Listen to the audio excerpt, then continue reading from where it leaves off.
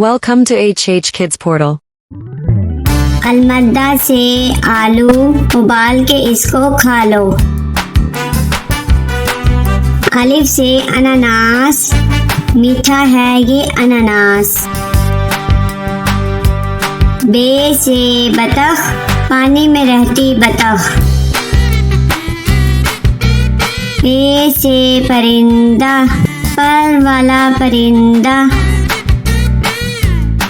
ते से ताज, होता है ये खास। टे से ट्रक, लंबी सीधी सड़क। से समर, टूट गई कमर। जीम से जूते, मेरे स्कूल के जूते। चे से चावल, मजे से खाते चावल। हे से हलवाई, बनाता है मिठाई। खे से खत, आया सहेली का खत। दाल से दीवार, स्कूल की लंबी दीवार। दाल से डबल रोटी, खाकर हो जाओ मोटी मोटी। जाल से जखीरा, फलों का है जखीरा। रे से रोटी, गोल गोल होती। अड़े से चिड़िया, नन्ही मुन्नी चिड़िया।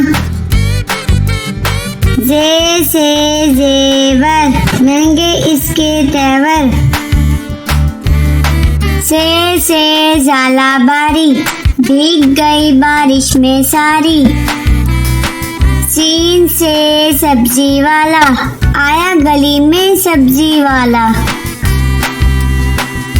शीन से शरबत, गर्मी भगाए शरबत। स्वाद से साबुन, झाग बनाए साबुन। ज्वाद से ज़ियाफ़त, दोस्तों की करो दावत।